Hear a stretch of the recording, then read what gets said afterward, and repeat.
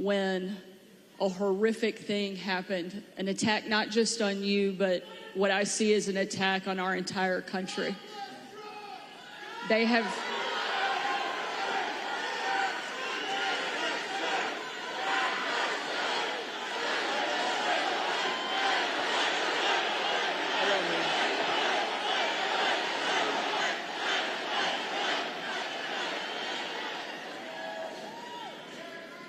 I joined with everyone in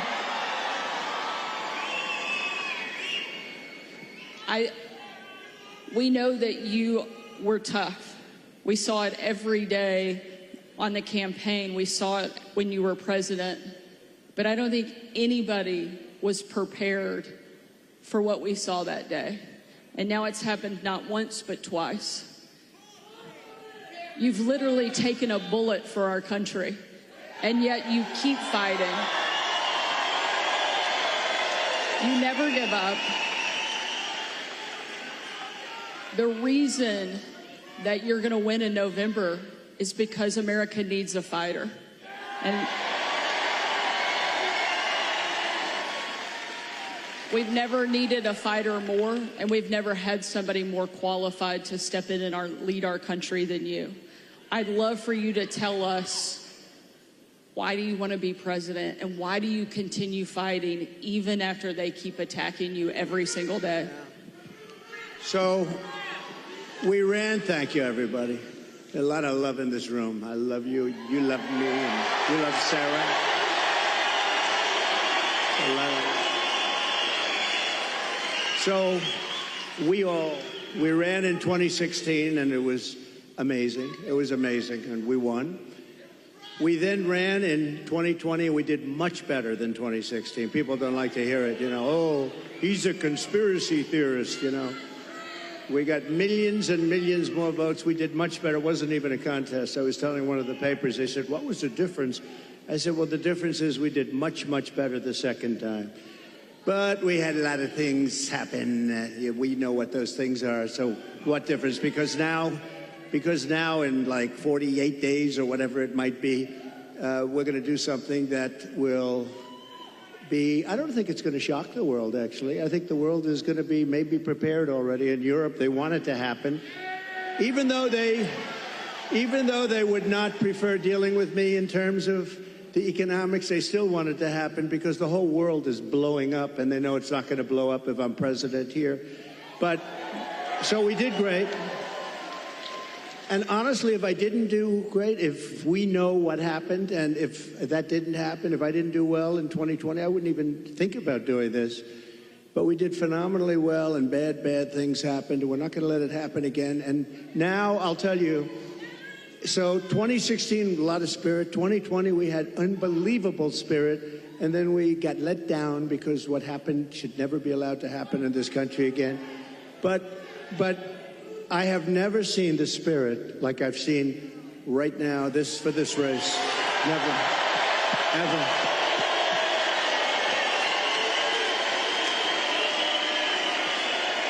I've never seen anything like it. Never seen anything like it. It blows it away from 2016, from 2020. And basically, it's very simple. You're saying what?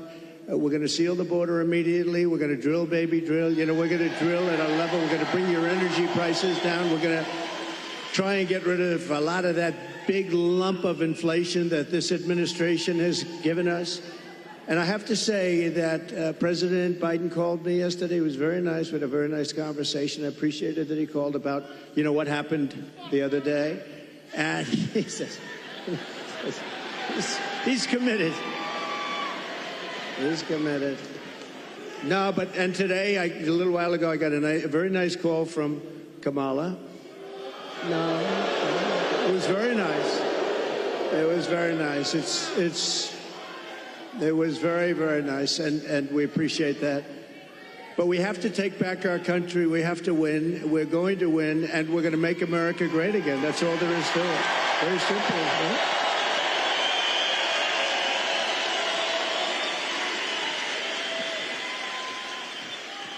I think it's safe to say that this crowd will all be voting for you.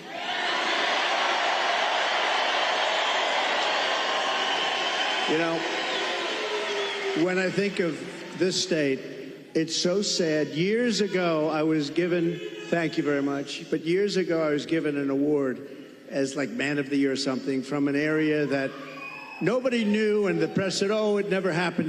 Well, then it did happen. They found out where it was, but it was like 15 years ago. A beautiful area, but nobody remembered it. Nobody remembered it all. All of a sudden, like through a miracle, they found out it did exist, and it was there. And I had the speech, and the speech was, don't let them take your automobile industry away. They're taking your automobile industry away. And I don't know why you do it. Now, I wasn't a politician. I was an entrepreneur. I was a real estate developer, doing great, having a lot of fun, doing a much simpler life than this. Who would think that a developer's life is simple, but it's a lot simpler than this. But I said, don't let them do that, because here I am in Michigan, and I was getting an award, and I'm making a speech. I'm saying, what am I going to say? But I just watched Common Sense. I saw them leaving for Mexico, leaving for China. Do you know that right now, and they weren't building them with me, they weren't building anything in Mexico having to do with cars with me, because I said, if you build it, we're going to put a 200%, you're not going to sell one car into this country. But right now, they're building some of the largest auto plants anywhere in the world ever built. I have a friend that does that for a living, very good at it. He's the best, I think. And he's actually a contributor, a supporter, but he builds the plants. And I say, you know, I'd like to go see a plant, a really great auto plant. You know, it's amazing technology, amazing what they do, really incredible, the amount of automobiles they can produce and the size of these things. I'd like to see a real modern plant. And he's the one that does them. And I said, so where would we go? I was hoping he'd say Detroit or someplace up here. But anywhere in this country, I'll take anywhere in this country, right? So will you, my greatest guy right over here. Stand up, will you, please? He's such a great guy. Oh, hi, everybody. We're going to bring him back. We're going to bring him back. We're not just going to keep, you know, you're losing your jobs, the whole thing, but just, so they're building. So I said, where would I go? And let's go take a look at a beauty. He said, well, we'll have to go to Mexico. I said, wait a minute, I'm not interested. No, I want to know here. He said, here we don't build top of the line. We build smaller plants. We build, we just, you know, there's just not that kind of a thing. And I said, isn't it sad? He feels that too. You know, he's a United States guy. But he said, if you want to see the big ones, you're going to have to go to Mexico. They're owned and built by China in Mexico. And there are a number of them going up right now. And they think they're going to make their cars there, and they're going to sell them across our line, and we're going to take them, and we're not going to charge them tax. We're going to charge them, I'm telling you right now, I'm putting a 200% tariff on, which means they're unsellable. Unsellable in the United States. And then you wonder why it gets shot at, right? You know, only consequential presidents get shot at. When I say something like that, you have countries saying, this guy, but what can you do? You have to do what you have to do, right? We have to be brave, otherwise we're not going to have a country left. So what's happening is they're building these massive auto plants, and they think they're going to make tens of thousands of automobiles and sell them in here. No tax, no nothing. It's not going to happen. When you put on tariffs, tariffs are the greatest thing ever invented. You know, I took in $467 billion from China. Nobody else took in anything, and China's economy is not even doing that well. And Biden, you know, they have not been able, and Kamala, they have not been able to take those tariffs off because there's so much money. And frankly, if they did take them off, this country would be flooded with Chinese cars. You don't have the Chinese cars. We put a pretty good tariff on. It was going to be lifted at some point. Then we had COVID. We did a tremendous job in COVID. We gave you a stock market that was higher than just prior to COVID coming in. And we did a great job. We never got credit. We got credit for the best economy maybe ever. We got credit for having defeated ISIS and having rebuilt our military. We shouldn't have given, Sarah, we shouldn't have given $85 billion worth of equipment to the Taliban, to Afghanistan. In I think the most embarrassing moment in the history of our country. That whole thing was the most, when we were leaving with me. I was the one that got it down to the right number. We were going to keep the big air base. which is exactly 1 hour away from where China makes its nuclear weapons. Think of that, 1 hour away, and we gave it up. We just gave it up. One of the biggest, one of the most, we spent billions and billions of dollars many years ago. The runways can hold more weight than any runway ever built. Think of that. They're, I think, 19,000 feet long, which is, 3 times what a normal runway would be. It's called Bagram.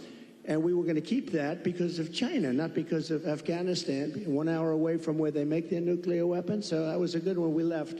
We left, and the way we got out was so embarrassing. And because of that, first of all, 13 dead soldiers. I've gotten to know their families. They're incredible families, but they'll never be the same. Many badly injured, Nobody, Sarah, nobody ever talks about the soldiers that are badly injured. They talk about 13 dead, and we always have to say that, number one, and great families. But nobody ever mentions the fact that some of the soldiers were hurt so badly, the arms, the legs, the face, like obliteration. We left American citizens behind, and they're not too happy, I can imagine. But if they're living, and we also gave them $85 billion worth of the best military equipment, all beautiful, brand new, between the goggles and the planes and the armor-plated cars. We gave them armor-plated trucks and cars and vehicles. And so much, and they're one of the largest sellers now today of military equipment in the world. They're selling this stuff. 777,000 rifles and guns. Think of that. How do you have that anyway? Who would put that? We have 71,000 trucks and cars, and again, many of them armor-plated. So what happened is when Russia looked at that, they said, we're going to invade. We're going to go into Ukraine. If that didn't happen, I don't think, and I guarantee you, if the election were a straight election, we won that election, we should have won that election, everybody knew we won the election, they would have never attacked. Putin never would have attacked. But the oil prices got driven up at $100 a barrel. He made money. He's the only guy who fought a war, and you make money fighting a war. But it got driven up because of their bad energy policies. But when he saw that, and you wouldn't have had, think of this, you wouldn't have had, how different would the world be? You wouldn't have had Ukraine being attacked by Russia. You wouldn't have had October 7th in Israel, where that horrible situation took place because Iran was essentially broke. They had very little money, and we would have made a great deal with them. All we want is we don't want them to have a nuclear weapon. Very simple. That's all we want. We don't want you to have a nuclear weapon. We would have made a good deal with Iran. They would have been happy. And I think they're going to end up being very unhappy, but it's very dangerous. They're very close to a nuclear weapon. And the other thing, you wouldn't have had inflation. You wouldn't have had inflation because inflation was driven up by their bad energy policy. And you remember your gasoline started going up to $5 and $6 a gallon. And then what happened is they said, oh, we're going to get killed. We have an election. We're going to get killed. And they went back to my policy. So they went back to the same. What they don't, and they say, we produce the same amount as Trump. Well, they went right back to my policy, or you would have had $25 a gallon gasoline. So they went back. What they don't say is, though, I would have been producing 4 times as much. And I took us from third into first place by a lot. But we have more liquid gold under our feet than any other country in the world, including Saudi Arabia, including Russia. And we would have been so dominant in energy. We would have, we didn't need any energy from anybody. We didn't have to protect any other countries in order to get their oil, which we've done for many years in the Middle East. We were energy independent. Sounds so beautiful to say it. We're energy independent. We were soon going to be energy dominant, and we would have been now having so much money coming out of the energy. We just have the best. We have Bagram in Alaska. They say it might be as big, might be bigger than all of Saudi Arabia. I got it approved. Ronald Reagan couldn't do it. Nobody could do it. I got it done. In their first week, they terminated it. Check that one out. Bagram. Check that one out. Think about this. Between Bagram, you go to Anwar, you take a look at the kind of things that we've given up. we should have that air base. We should have that oil. We would have had a whole different country. But to give up Anwar, to give up the biggest air base, military air base in the world, and they left it in the dark of night with the lights on, and they did leave the dogs behind. There are a lot of people, they say, what about the dogs? They left the dogs behind. But we would have been a much different country right now. But we're going to get it back, and I promise you we're going to get it back with guys like this and people like that. And, Sarah, just one thing, because this is the world's longest answer to an otherwise simple question, but the difference is I give an answer that's productive as opposed to an answer that is not very productive, right? Like in the debate. But just to end this, we are going to, for Michigan, because we want to be a little bit Michigan-centric. You used to be the capital of the world in cars. Today, you're an afterthought in cars. And I don't know the head of your union. I've never met the gentleman, Sean. I've never met him. But what he's done to your union and what he's done by agreeing to allow this country to say we're going all electric, which at some point they're going to end up taking back that mandate because that mandate is insane. They want to go all electric basically by 2030. And for him, think of this, for him to do that, just real fast, you're right now at 25% of where you used to be and heading south because the electric cars are all going to be made in China and Mexico, but they're all going to be made basically in China. We are going to bring so many auto plants into our country. You're going to be as big or bigger than you were 50 years ago because they won't be able, if they're not willing to build a plant, we don't want their product. And that's enough. That's all I wanted.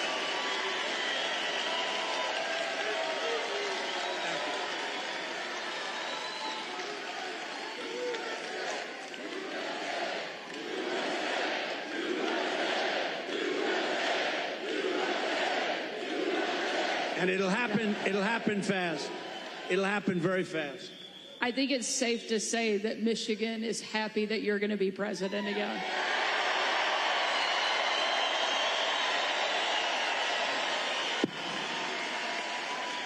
And Mr. President, we don't mind that you give long answers because you actually have something to say, because you actually got something done when you were president. You know, it's a very interesting, because she said, I don't think I've ever said this before. So we do these rallies. They're massive rallies. Everybody stays till the end, by the way. You know, when she said that, well, your rallies, people leave. Honestly, nobody does. And if I saw them leaving, I'd say, and ladies and gentlemen, make America great again, and I'd get the hell out, okay? Because I don't want people leaving. But I do have to say, so I give these long, sometimes very complex sentences and paragraphs, but they all come together. I do it a lot. I do it with Raising Cane, that story. I do it with the story on the catapults on the aircraft carriers. I do it with a lot of different stories. When I mention Dr. Hannibal Lecter, I'm using that as an example of people that are coming in from Silence of the Lambs. I use it. They say, it's terrible. So they say, so I'll give this long, complex area. For instance, that I talked about a lot of different territory. The bottom line is, I said, the most important thing. We're going to bring more plants into your state and this country to make automobiles. We're going to be bigger than before. But the fake news, there's a lot of them back there. You know, for a town hall, there's a lot of people. But the fake news likes to say, oh, he was rambling. No, that's not rambling. That's genius when you can connect the dots. You got to. Now, Sarah, if you couldn't connect the dots, you got a problem. But every dot was connected, and many stories were told in that little paragraph. But there is something, but they say that. The other thing I say is this. We had 107,000 people show up in New Jersey. We had 68,000 people show up in Alabama. We had 79 or 81,000 in South Carolina. And they'd never said, I'm a great speaker. And I said, am I a great speaker? They say, oh, no, he rambles. What the hell are all you people showing up for if I ramble? You don't want to show up for a rambler. So anyway, thank you very much. Mr. President, no one has done more to fight for the American worker than you, to bring back jobs and manufacturing to this country. Tonight, there's obviously a lot of people that really care about the auto industry here. And tonight we have a question from one of the auto workers, Isaiah, here in the audience that would like to ask a question. Good. Sure. Where's Isaiah?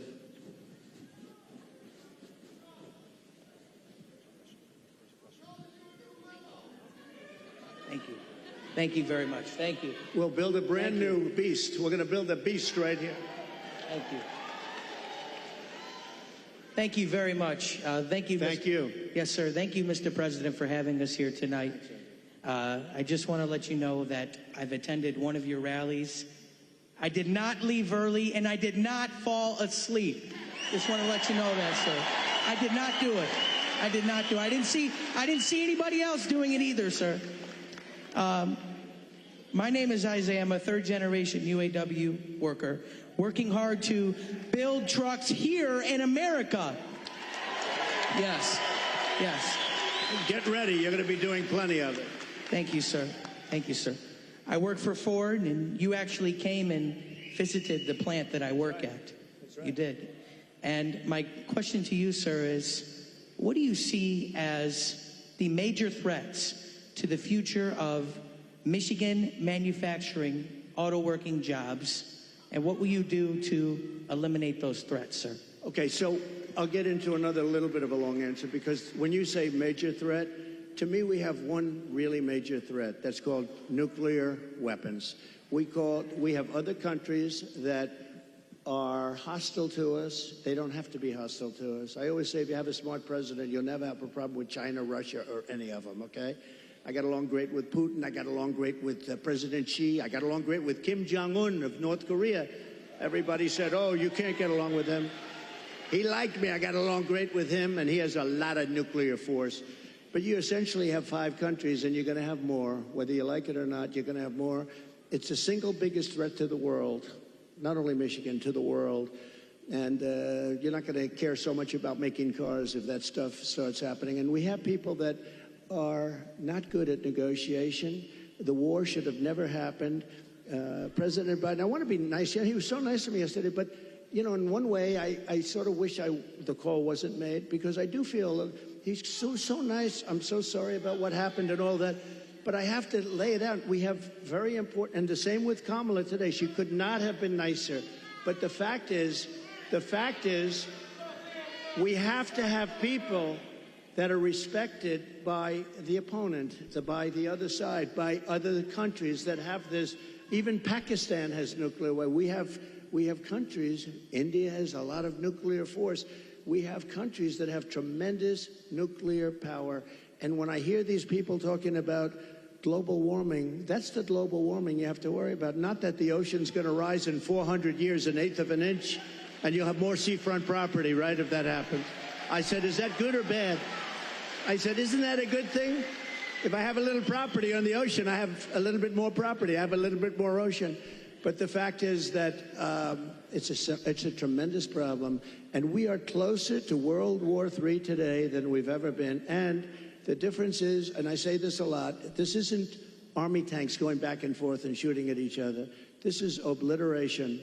The power of these weapons, and I'm the one that revived it, and I hated to do it. But, you know, we had stuff that was 48 years old. They didn't even know if it worked. We have incredible stuff. So does Russia. China has much less, but they're going to catch up over 4 or 5 years. It's the single biggest threat by far to civilization.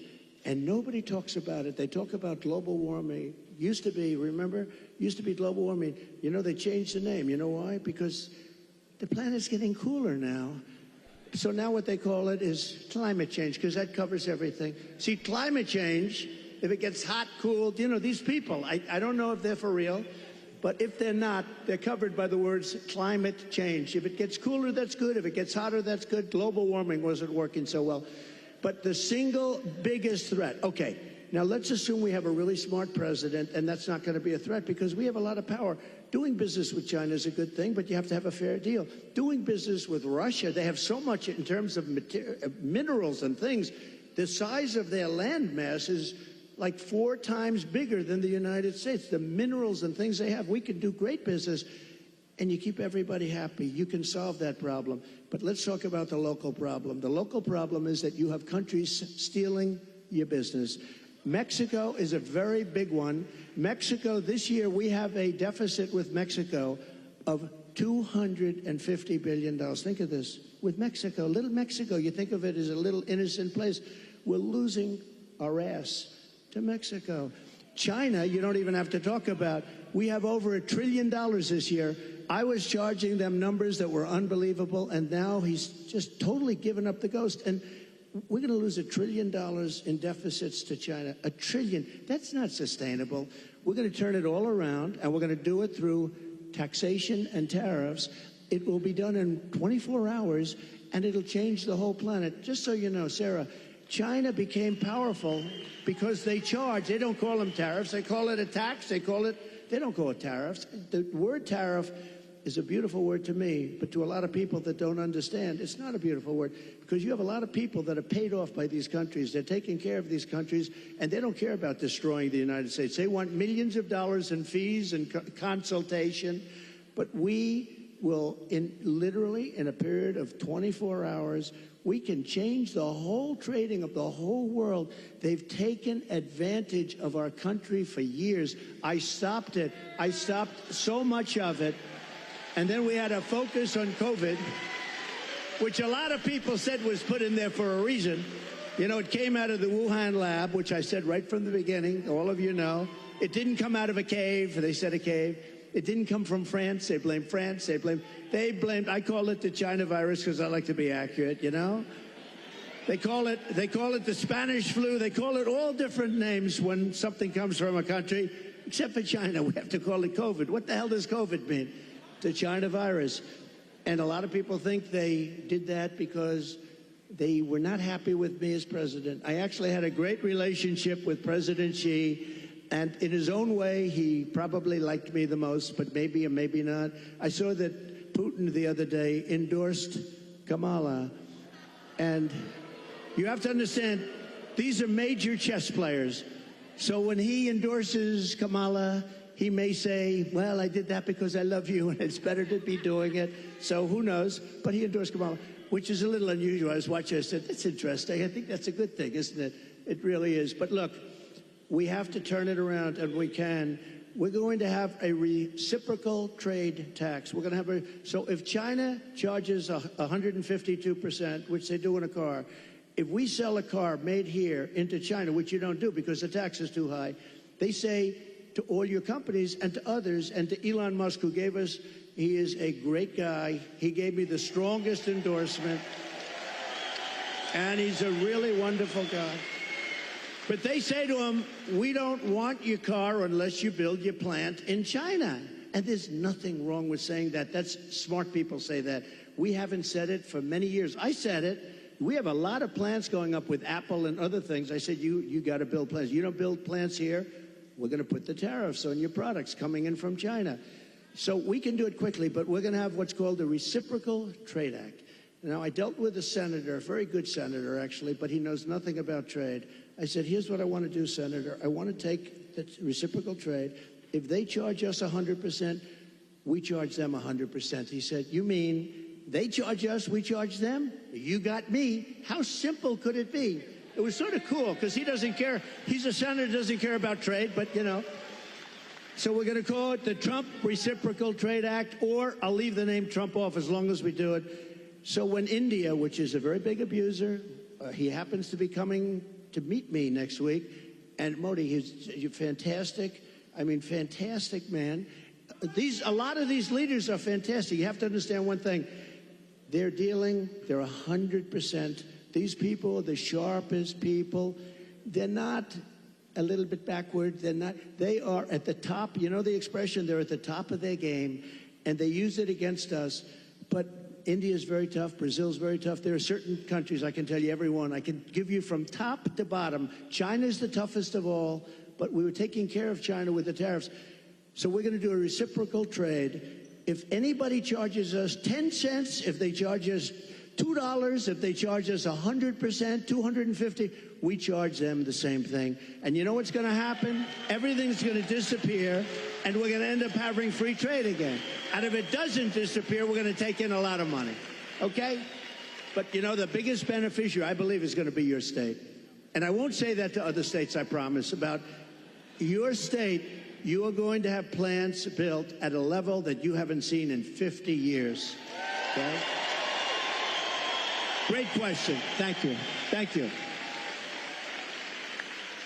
Mr. President, one of the other things I think that you did that helped protect the American worker as much as anything else, and also make our country and our communities safer, was you actually did something about the border.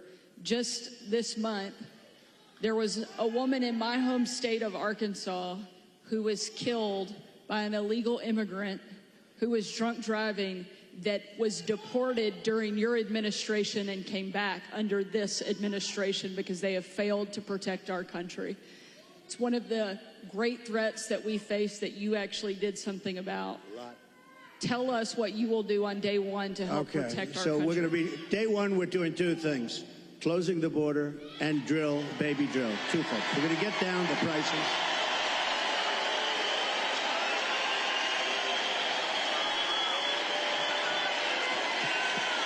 Thank you.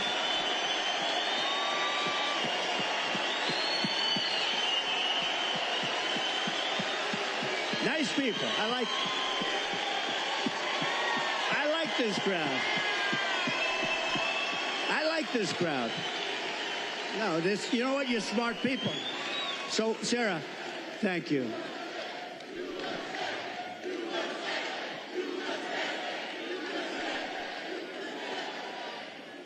So,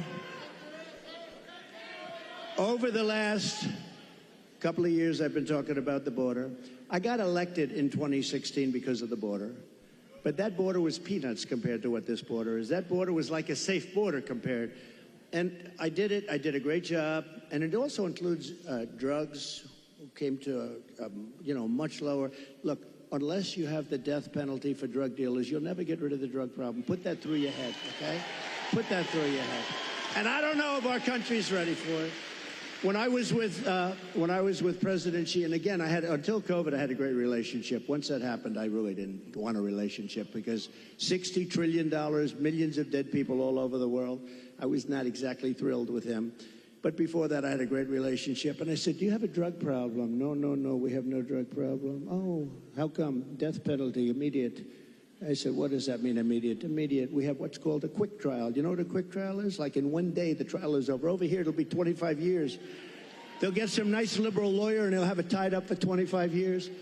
The guy dies of old age. So, but they have a death penalty. In Singapore, they have a death penalty. In a lot of countries, they have a death penalty. You sell drugs because the average drug dealer kills during his or her life 500 people. The average one. The big ones, much more.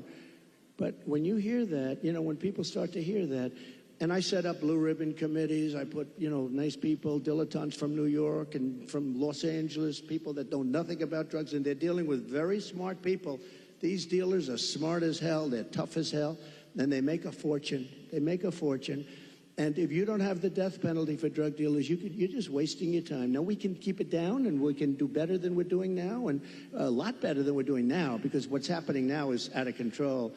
But we had the lowest human trafficking, mostly in women, I hate to say, mostly in women, but we had the lowest human trafficking in 32 years. You know my favorite chart, the chart I put down. When I look to the right, that'll be my all-time favorite chart in history. That was basically a chart showing what a good job I did on immigration. But even if it showed I did a bad job on immigration, it will be my all-time favorite chart, because I wouldn't be here right now if I didn't look over. Let me see that. That was not good. My all-time favorite chart. Blue, yellow, red. It was beautiful. Oh, there it is. There it is. There, that was good. These guys are very good back. That's the good. The interesting thing, it's always on my left. It's at rallies. It's always on my list. I only do it about 15, maybe 20% of the time, so I don't do it much. And it's always at the end of a speech. But it's always here. for some reason, they dropped it here. It was at the beginning of the speech, the very beginning couple of sentences. And I turned like a deer bolting, I guess, right? They say good hunters say this. Every once in a while, a deer will bolt prior to the shot. And I don't know, I guess mine was a form of, but I turned around to look at it. It was right here, behind me, actually. And my head was at a perfect angle. It got me. But if you got to be hit, that's the best place. Although it's blood. The doctor, I said, how come so much blood? He said, the ear bleeds more than it. I said, I'll take it. I'll take it. But it was an amazing thing. And I have to say, because I have to, while we're on the subject, because people do like to talk about it. A few days ago, we had an incident. I have to say, Secret Service did a hell of a job. They really did. They caught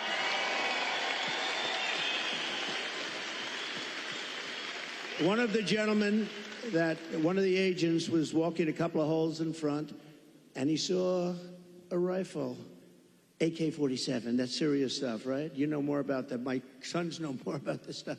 But AK-47, that's a bad one. The other one was an AR-15. This was an AK-47. And he saw the barrel of the gun coming out from a bush. Can you believe it? This guy was all set. He was all set to do his number. And there was no talk. He didn't say, hello, what are you doing here, please? And he ends up getting shot himself. He took his gun, started shooting him. And this guy ran. No, great job. I don't know if where is he? Not here, right? This guy, these guys do a great job. Now, they do need more people, and they've been complaining about that for a long time, but he did a great job. But you want to know another sort of a miracle? So the guy is now running for his life, and he's got a car a block away or whatever. And a woman, this is a woman, not a man, a woman, see? Women are smarter than men. I hate to say. How does that sound? Our great First Lady is very happy now. Let me just tell you, think of this. Who would do this? I actually asked, I was with the sheriff this morning, I was with a couple of people from Secret Service, who would do this? So you now have a man running, not with the gun, he dropped the gun, we found the gun, but he was gone. And a woman driving in a car saw a man on the street, pretty busy street, running, and she followed him. And he got into the car, and she stopped because she thought he was trouble. He looked different. He like trouble. She followed him, it wasn't very far, and parked the car behind his car and started taking pictures of his license plate. Now think of it. And Sarah, think of it. No, seriously, who would do that? It's the women. Not from good or bad, not from, strength or heroism. No, just, you see somebody running. I see people running all the time. And you don't follow. She saw something in this guy that was bad. She may have heard maybe gunshots, because there were four gunshots. Actually, the shots, he never got off a shot. The shots were from Secret Service. But think of it. Who would do this? If you took 1,000 of these incidents, would even one person have done it? This woman was, I haven't met her, but I'd like to meet her. I'm going to meet her, I hope. But think of this. She goes in, she takes pictures of the plate, and then she sends the pictures into the sheriff's office. And the sheriffs are saying, wow, this is pretty amazing. And they were able to get this guy within 10 minutes. They had a high-speed chase on the highway. They got him. Otherwise, we'd probably have an AK-47. They had the camera. He had the whole thing. He was a sophisticated guy. He even had the serial number taken off the rifle, the gun. But think of this. So we'd have all the stuff. But I'd be walking around saying, I wonder where this guy is. Is he in this audience? We would have a maniac out there. This woman was unbelievable. Because I actually asked the sheriff, if it happened 1,000 times, would anybody have done that? He said, maybe, but not much, not much. So she did she was really amazing job. We're glad she did. I think there are a couple takeaways there. One, the women of this country love Donald Trump and are going to make sure we do our part.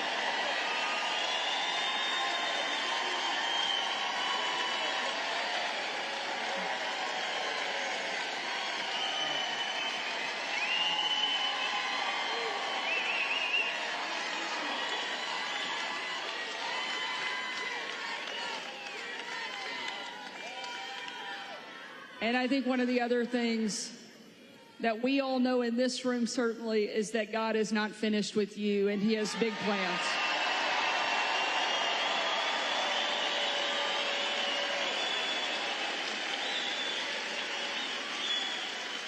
Sarah, I just want to say one thing. So when I heard about this tonight, I said, so where am I speaking? Michigan, good. I like Michigan. I want to talk about cars. I love talking about the cars because it's so simple. It's so ridiculous that this is happening. You don't want the electric. You do want electric cars, 7%, 8%. Elon makes a great product. But you know what? And I've driven. His car is incredible.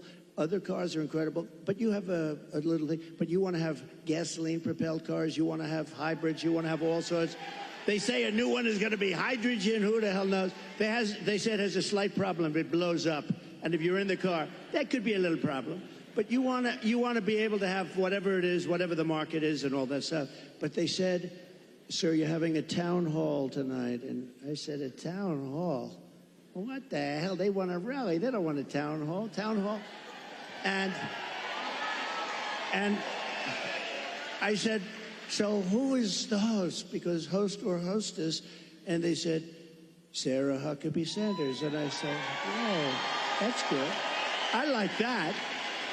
But I figured, Sarah, you know, I love these rallies. You go and you say, we will make America great. Everyone's going crazy. We had one the other night. But you know what? Can I be honest? This was more fun than a rally today. This was fun. This was good, right? This was very good. We're going to take another question from the audience. Maybe the only job in the country harder than being president of the United States is being a mom, especially under this administration, because they're making everything harder. And tonight we have a mom here in the audience, Barbara, that's behind us, that has a question for you. Hi, Barbara. Hello back there. Thank you.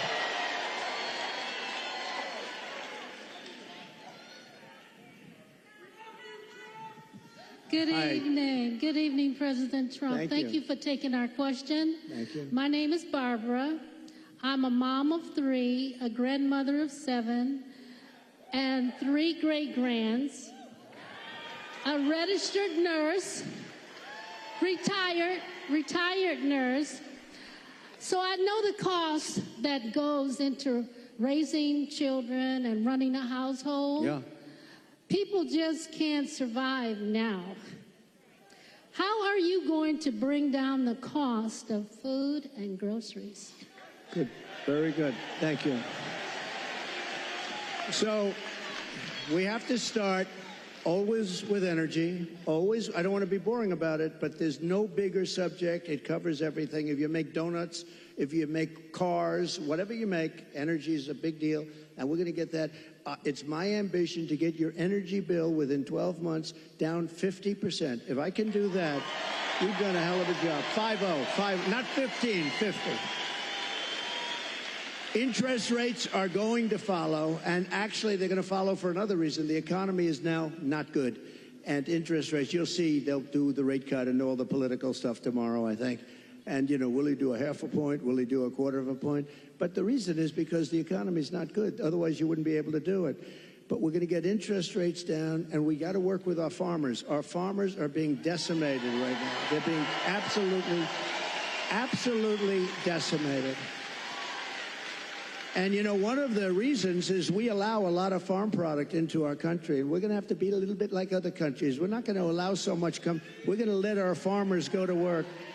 And I don't know if you remember, I love the farmers because, you know, I had many meetings as president. I have this gorgeous room with this beautiful table that seats about 35 people. And I was with the farmers. Usually everybody wants something. They all want subsidy. But I was with the farmers, and I think you might have been there, actually, Sarah. I said, look, fellas, we're going to get you such a beautiful subsidy, meaning I'm going to do things. And one of the people raises in, sir, honestly, we don't want a subsidy. This is the first time this ever happened to me. Everyone wants, they want money, they want to build windmills. We want money with these windmills. Anyway, but you know what? It was amazing. He said, almost tears in his eyes. They were getting decimated.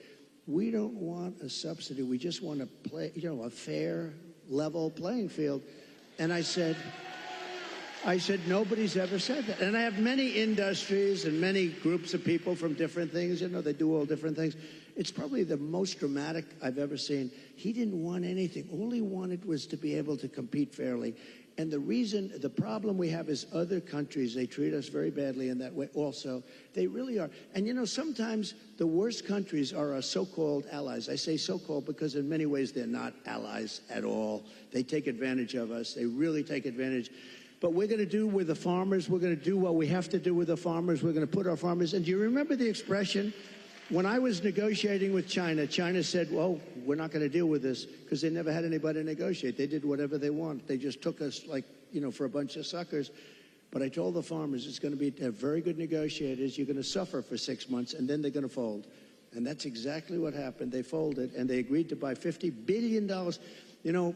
You might have heard the story. I said, how much? I went to the Secretary of Agriculture. How much did they buy? He said, 15. I thought he said 50. So when they're ready to make a deal at 15 billion, I said, no, I want 50. That's what they've been buying. He said, no, it's 15. I said, you said 50. And he said, no, we said 15. I said, that's okay. Ask for 50 anyway. And we got it. We got it.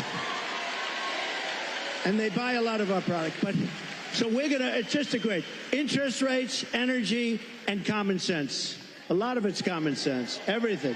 I like to say, we're the party of common sense. We want to have a strong border. How about that? We want a strong, all of a sudden, they've changed. They didn't want any border. They said walls don't work. Two things work. What are the two things? Wheels and walls. If I there's a gorgeous computer down here. In about 2 weeks, it's going to be obsolete. A friend of mine is in that business. He hates it. He said, we come up with a new model, and it's the greatest. About 3.5 weeks later, the damn thing's totally obsolete. The only thing that never gets obsolete is a wall and a wheel. And the wall is what we're talking about now. And, we built hundreds of miles of wall. We then added more than I ever said I was going to do. And then we had that bad election result, that disgusting result. And they never put it up. You know what they did with it? They sold it for 5 cents. And it was expensive wall. It was exactly what the Border Patrol wanted, with the anti-climb plate on top, which I always hated because I didn't like the look of it. But, they demonstrated it. We had mountain climbers and a couple of drug climbers, too. These guys are amazing. They put 100 pounds of drugs on the back, and they go up the wall like it's nothing. But they couldn't get over the plate. So all of a sudden, I said, okay, I'll put the plate on. I didn't like it. I liked it better without the plate, but it didn't work quite as well. So this is what we did. We had it. We had the best. We had a thing called Remain in Mexico. You don't have to be a genius to know. Remain in Mexico is a very good thing. And you think that was easy to get. I think Tijuana, Mexico was probably the fastest growing city in the history of the world. Okay, they had hundreds of thousands. They couldn't come in. When they got in, they let everybody pour into our country. The border, just to finish with the border, when I talk about energy, to me it's exciting, but to a lot of people it's not. But it gets exciting because we'll bring down your costs, all that. But what people want to hear, and I believe when I got elected, I believe it was the border that was the biggest thing, and I fixed it, and I did a great job. And I wanted to mention it in 2020, and my people would say, sir, nobody cares about the border. They don't care because I had it fixed. Now I got to fix it again. I believe the border is of the greatest interest. When you look at what's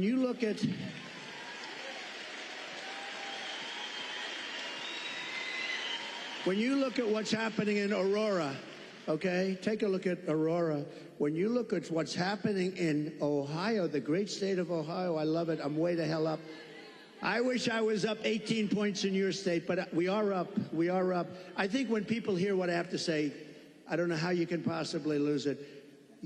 I'll tell you this, and I'll say this for Michigan. If I don't win, you will have no auto industry within 2 to 3 years. It'll all be gone.